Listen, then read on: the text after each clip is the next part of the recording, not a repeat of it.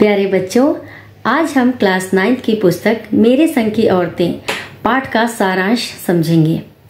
मेरे संग की औरतें मृदुला गर्ग जी द्वारा लिखा गया एक संस्मरण है। इसमें लेखिका ने अपने परिवार की औरतों के व्यक्तित्व व स्वभाव के विषय में बताया है। लेखिका ने अपनी नानी के विषय में अपनी माँ से बहुत कुछ सुन रखा था। उसकी नानी अनपढ़, परंपरावादी और पर्दा प्रथा वाली औरत थीं। लेखिका के नाना ने विवाह के बाद कैम्ब्रिज विश्वविद्यालय से बैरिस्ट्री यानी वकालत की परीक्षा पास की और विदेशी शानो शौकत के साथ जीवन बिताने लगे, लेकिन नानी पर इसका कोई प्रभाव नहीं पड़ा। नानी ने अपनी बेटी यानी लेखिका की माँ का विवाह एक स्वतंत्रता सेनानी से करवाया। लेखिका ने अपनी माँ को कभी अन्य भारतीय माँओं जैसा नहीं देखा। उन्हें पुस्तकें पढ़ने और संगीत सुनने का शौक था। वे घर परिवार व बच्चों के खान पान आदि पर ध्यान नहीं देती थीं। उनमें दो मुख्य गुण थे, पहला झूठ न बोलना और दूसरा कोई गोपनीय बात किसी अन्य को न बताना। इसी कारण घर और बाहर दोनों जगह उन्हें आदर मिलता था।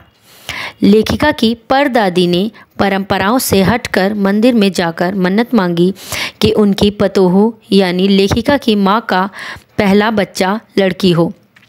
ईश्वर ने उनकी यह कामना पूर्ण करते हुए घर में एक के बाद एक पूरी 5 कन्याएं भेज दी। एक बार घर के लोग एक बारात में गए हुए थे और घर की औरतें मिलकर रथ जगा यानी जागरण कर रही थीं।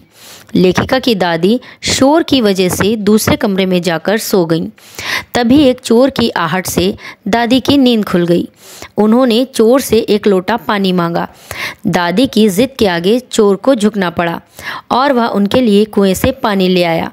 दादी ने आधा लोटा पानी खुद पिया और आधा लोटा चोर को पिला दिया और कहा, अब हम दोनों माँ बेटे हुए, तुम चाहे चोरी करो या ना करो।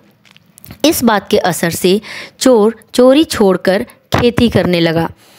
पहली लड़की जिसके लिए परदादी ने मन्नत मानी थी वह मंजुला भगत थी।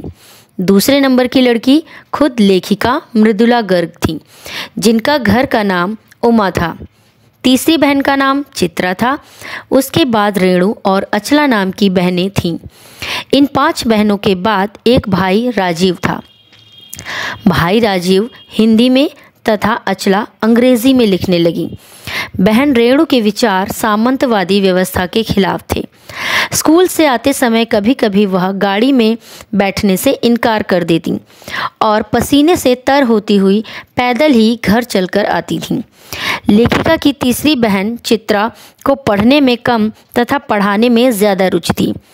इस कारण उसके अंक उसके दोस्तों से कम आते थे। विवाह के बाद लेखिका बिहार के एक कस्बे डालमिया नगर में रहने लगी। लेखिका को अभिनय का शौक भी था। उसी शौक को पूरा करते हुए उसने कई नाटकों में अभिनय भी किया। इसके बाद लेखिका मैसूर राज्य के कस्बे बागलकोट में रही। वहाँ पर रहकर लेखिका ने अपने बलबूते पर एक प्राइमरी स्कूल भी खोला, जिसमें उनके तथा अन्य अफसरों के बच्चों ने दाखिला लिया। विद्यालय खोलकर लेखिका ने दिखा दिया कि वे अपने प्रयास में कभी भी असफल नहीं हो सकती, परंतु लेखिका स्वयं को छोटी बहन रेणु से कमतर आंकती थी। एक अन्य घटना बताते हुए वे लिखती हैं कि एक बार 1950 के अंतिम दौर में तेज़ बारिश हुई और पूरी दिल्ली में चारों तरफ पानी भर गया। इस कारण उस दिन रेणु की स्कूल बस नहीं आई थी। सबसे कहा कि आज स्कूल बंद होगा, वह स्कूल न जाए, परंतु धुन की पक्की वह 2 मील पैदल चलकर स्कूल गईं और स्कूल बंद होने पर वे वापस लौट आईं। लेखिका मानती हैं कि अपनी धुन में मंजिल की ओर अकेले बढ़ते जाने का मज़ा ही अलग होता है।